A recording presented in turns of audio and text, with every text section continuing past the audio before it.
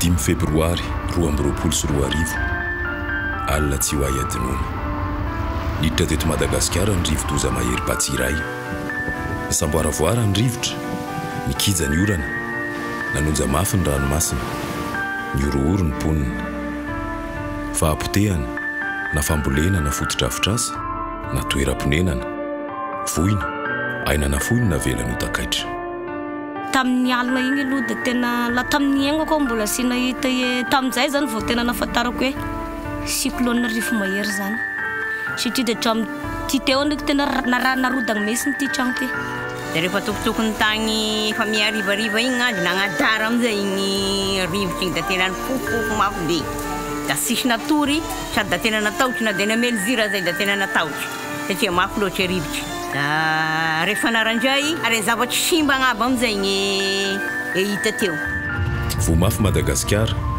fa tena nygokany mangidy ny faritra atsimo atsinanany nosy izay anisan'ny vavahady fidiran'ny rivo-doza matetika eto amintsika teo anelanelany 710 ka hatramin'ny 350 kilometatra isan'ora ny tafiotra ny etin'ny Batsiray amin'izao fotoan'izao ty commune Tibro ty zao dia namboamboarina fotsiny tafony tamin'izany fa efa lasa daholo tolo volozirofo dia tena nyrigana daholo aombonay tao anakirodany matigna na aomby roa da sy managnomby eo zao dia maraka an'igny va dia manjanakasy sakafo nohanina misy na alina an'igny dia tandro vo sipisipy rehetra igny soagnambo tamin'igny mbola madinika da vo terigny sakosakoina tandron'igny dia ray ny ariva da tena nizaly be tena azo lazaina ho navesatra ny takaitra navela amin'ny Batsiray ho an'ny poniny any amin'ny distrika maro fa anisan'izay tena nitondra faisana ny faritra Vatovavy ny faritra Fitovonany ny faritra Tsinanana ny faritra Atsimo Atsinanana indrindra fa ny tanàna ny Mananjary iray amin'ireo rivo-doza mahery vaky indrindra nandalo teto amin'ny nosy tao anatin'izay 30 taona izay i Batsiray anarana raiky tapisaka tsy ho voakosika mandrakizay mba hoentina manampy ireo mponina mbola mizaka ny fiantraikan'ny fandalovan'ny Batsiray dia anisan'ireo nitondra tatsoroka ho an'ny gouvernementa malagasy ny banque africaine ho an'ny fampandrosoana na banque africaine de développement tamin'ny alalan'ny fandaharana Saad Refi na Africa Disaster Risk Financing Program izay tantanan'ny cellule de prévention et d'appui à la gestion des urgences CPGU ratsa mangaiky amin'ny primature misahana ny loza sy ny tandindon-doza ny anjara andraikitry ny CPGU sady miandraikitra ny lafiny stratégique ny fanatsarana ny paikady sy ny politika hoentina miady amin'ny vokadratsy ny lozavojanahary ohatra koa ny taorinan'ny Batsiray dia nisy reny fahapotehana goavana reny dia ny fitondram-panjakana dia tsy maintsy nametraka an'ilay tao hoe plan national de redressement na PNR nafahana ihany koa izay zavatra izay nanao ny asa sy tadiny famatsim-bola entina nanao fanarenana teto amin'ny tany sy ny firenena ankoatr'izay moa sady manao tohana na appui aux urgences ny CPGU manampy ny BNGRC satria raha tsika malala fa goavana ny faharefona mbola ilaina ny fifanampiana eo ny organe opérationnel toy ny BNGRC eo ihany koa ny secteur izay manao ny asany manandrify anazy avy ny ministère fa manao an'izay tohana izay koa appui aux urgences ny CPGU amin'ny alalan'le programme ARC manampy ny réponse any amin'izay toerana mila an'izany na ahafahana niatrika any ampitsony loza ny fanampiana nentina satria maro ireo zavatra simba toy ny voly sy ny velotena rehetra betsaka no tsy nanaka hoanina rehefa lasa ny rivo-doza indrindra ireo fianakaviana tena marefo nisy tetikasana nampianay namasy vary menaka sy voamaigna La Banque africaine de développement appuie la République de Madagascar à travers les programmes de gestion des risques de catastrophes en Afrique, communément appelé ADRIFI. Donc c'est un programme qui vise à promouvoir la résilience et la réponse aux chocs climatiques et ainsi qu'à l'adaptation au changement climatique. À court terme, il s'agit surtout de renforcer la gestion des risques de catastrophes naturelles. Il s'agit aussi, en deuxième point, de mettre en place des mécanismes de transfert des risques parce que l'État n'a pas tous les moyens, donc il faudra qu'il fasse appel aux mécanismes innovants de transfert des risques en cas de catastrophe. Raha ny atotanisa indray no asiteny 770 sy 7 arivo sy 7 alina sy 2 hetsy no olona voakasiky ny rivo-doza avy amina tokantrano miisa 320 sy 3 alina 220 kosa ireo namony ainy raha 270 sy 4 alina no tsy maintsy ny findramonina niparitaka tamina toerana fandraisana drabony 720. manoloana izany voiny izany nizara fanampianaran-tsakafo ana tokantrano miisa 774 alina ny ady rify ka ny tokantrano tsirairay dia nahazo vary milanja 520 kilao voamaina 10 kilao ary menaka 1 litatra. fa matsimbola fanampin'ny fandaharana sahady rify no nahafahana nanatanteraka izany. La police d'assurance est gérée par la mutuelle panafricaine de gestion des risques, l'ARC. Cette institution a des mécanismes qui permettent d'évaluer, lorsqu'il y a un cyclone, lorsqu'il y a une sécheresse, d'évaluer la situation avec des critères bien définis qu'ils ont à leur niveau. Une fois que le risque a atteint un certain niveau, et donc la police d'assurance se déclenche. Et donc c'est dans ce cas que Madagascar a bénéficié de ces indemnités dans le cadre du Bassirai, dans le cadre aussi de Freddy. Et donc le programme ADRIFI a contribué, mais il faut dire aussi que l'État, dans son propre budget, a contribué au paiement d'une part de ces primes. Ny mpamma no nisahana ny fividianana sy ny fizarana ny sakafo tamin'ny mpisitraka izay niarahana nanatanteraka tamina rafitra miasa any toerana. Ireto farany izay efa manana ny traikefa amin'ny fanetanana sy fitantanana ny loza miadram-ponina sy ny famonjena ny amehana.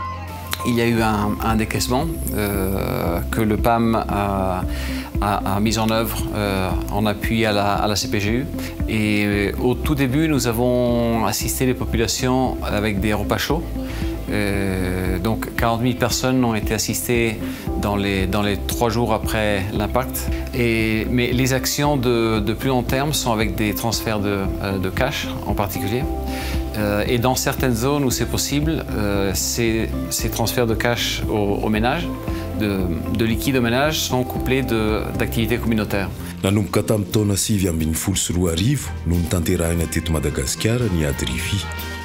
Ka taorian'ny tombana natao ny taona 2024 dia nahazo famatsimbola fanampy ny fandaharana asa.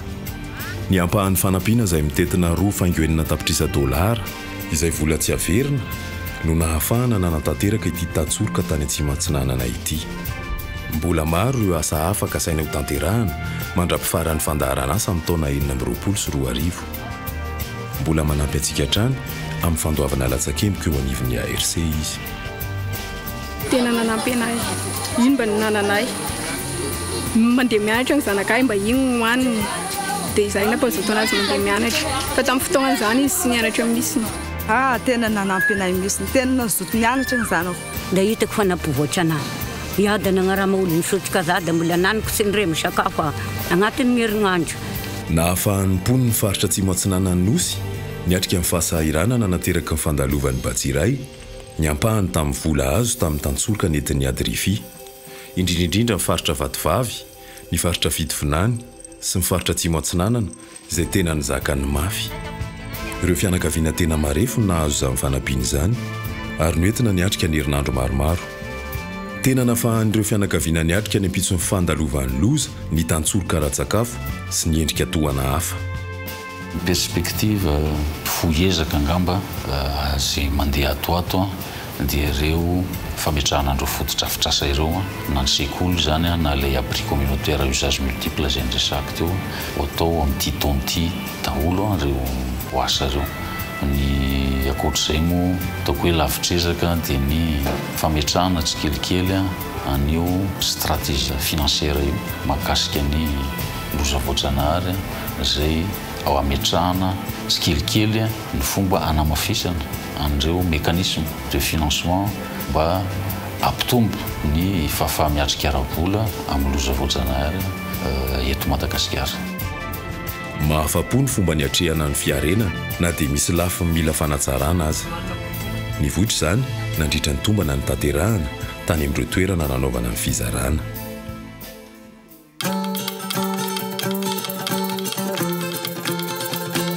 Roa taona taty aoriana mbola tsy tafarina tanteraka ny faritra Vatovavy, Fitovinany sy Atsimatsinanana. fa miezaka ny hitraka ny mponina na dia mbola mafy aza ny takaitra navela amin'ny Batsiray. Madagascar est l'un des pays au monde les plus vulnérables au changement climatique. Le pays est frappé presque de manière récurrente par des cyclones, par des sécheresses, par des inondations. De manière générale, les catastrophes naturelles coûtent à l'économie de Madagascar environ 1,5% du PIB par an. Donc c'est énorme. Et donc face à cette situation, il est important, et je pense que c'est tout à fait normal que la Banque africaine de développement et d'autres partenaires puissent venir appuyer Madagascar pour que les pays soient plus résilients face à ces catastrophes. Tena zava-dehibe ny fisina fandaharana asa toy ny ady rify ary ankasitrahana ny bady izany. Fa tena manampy ny firenena manoloana ny loza voajanahary sy toy ny any atsimon'ny nosy satria Madagasikara dia anisan'ny firenena marefo indrindra amin'ny fiatrehana ny rivo-doza izay mety havitsy fa hiamafy ny tanjany noho ny fiovan'ny toetrandro amin'ny ankapobeny.